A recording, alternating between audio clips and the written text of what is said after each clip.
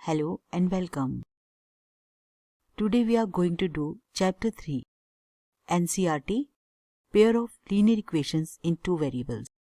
So आज का हमारा lecture Pair of Linear Equations in Two Variables पर है. इसमें आज हम समझेंगे कि लीनियर इक्वेशंस ही क्यों कहते हैं और किस तरह की इक्वेशंस को लीनियर इक्वेशंस कहा जाता है और ये पेयर में क्यों आती हैं, यह दो इक्वेशंस ही क्यों होती हैं. इस थर्ड चैप्टर से हमें सिर्फ 4 एक्सरसाइजेस करनी है. 3.1, 3.2, 3.3 and 3.4, 3.5 and 3.6 cross multiplication method and equations reducible to linear से संबंधित है और ये कर चुकी हैं. सो हमें ये दो एक्सरसाइजेस छोड़ देनी है. 3.1, 3.2, 3.3 एंड 3.4 इसके सारे एग्जाम्पल्स और सारे क्वेश्चंस करने हैं और इस बार 60% पेपर ऑब्जेक्टिव आएगा.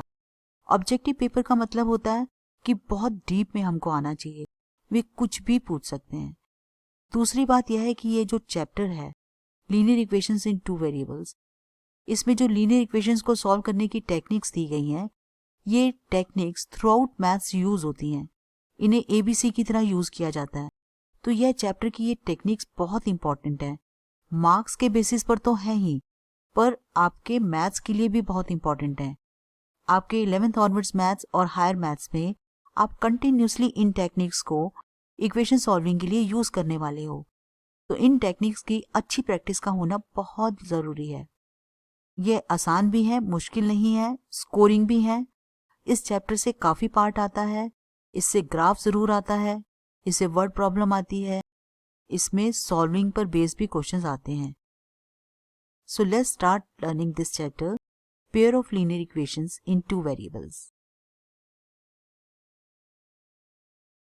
सबसे पहले तो हमें यह जानना है कि linear equation in two variable होती क्या हैं.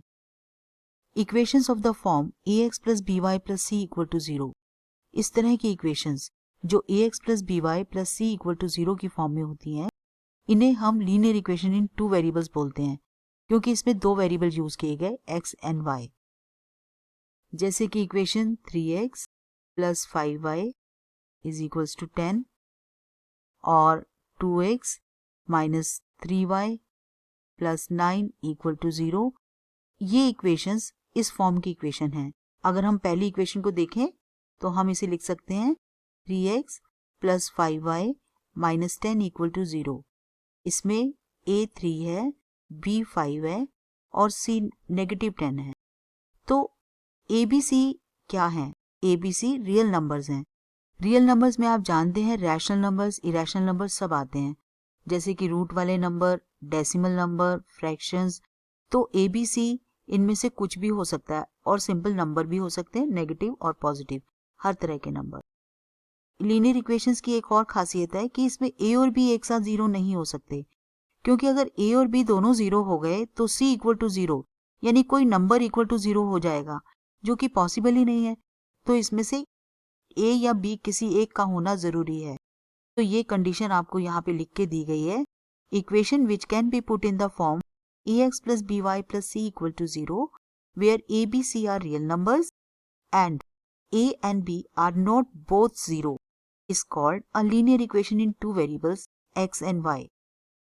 एक तो लीनियर इक्वेशन इसको कहते भी इसलिए हैं क्योंकि जब हम इन्हें ग्राफ पर ड्रॉ करते हैं तो ये लाइन का ग्राफ बनता है. When we draw ax plus by plus c equal to 0 on graph, we always get a line. That's the reason for naming these equations as linear equations. ये graph पर line की शक्ल में है, इसलिए इन्हें लीनियर इक्वेशन कहा जाता है. और इनके ऊपर x एंड y पर कोई पावर नहीं होती है.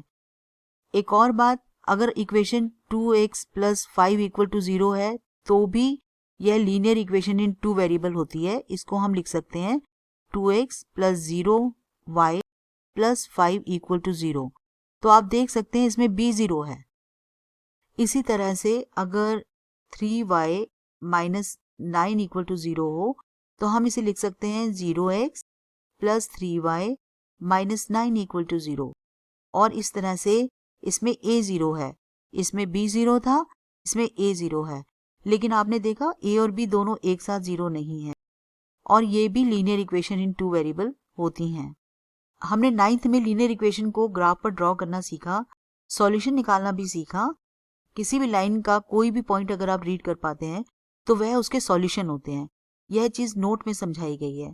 Each solution x y of a linear equation in two variables ax plus by plus c equal to 0 corresponds to a point on the line representing the equation and vice versa. जैसे ये graph हो x और y और ये origin और ये line हो like this, तो इस लाइन का हर पॉइंट दरअसल में सॉल्यूशन कहलाता है। और एल्जेब्रिकली अगर हम इसका कोई पॉइंट निकाल पाते हैं तो वह पॉइंट ग्राफ पर भी नजर आता है लाइन पर। तो यह चीज यहाँ पे नोट में समझाई गई है। हर वो एक्स वाई वैल्यू जो इस लाइन को सेटिस्फाई करती है वो दरअसल में ग्राफ पर पॉइंट को रिप्रेजेंट करती है, और कोई भी पॉइंट अगर लाइन का रीड कर पाते हैं तो वो उस लाइन का सॉल्यूशन भी होता है। लीनियर इक्वेशन यहाँ पर 2 वेरिएबल्स में है, लेकिन लीनियर इक्वेशन कितने भी वेरिएबल्स में पॉसिबल है। अगर 3 वेरिएबल्स में होता तो हमें 3 इक्वेशंस चाहिए थी उनको सॉल्व करने के लिए। 4 वेरिएबल्स में हो तो मिनिमम 4 इक्वेशंस हमें चाहिए सॉल्व करने के लिए।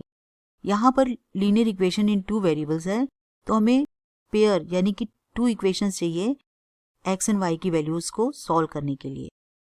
तो general form of a pair of linear equations in 2 variables x and y is a1x plus b1y plus c1 equal to 0 and a2x plus b2y plus c2 equal to 0, where a1, b1, c1 and a2, b2, c2 are all real numbers.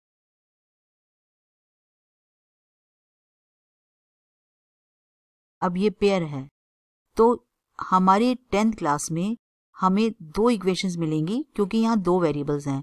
इनको solve करके हमें answer निकालना होगा। इन equations को solve करने के 4 methods आपकी किताब में दिए गए हैं। Graphical method, substitution method,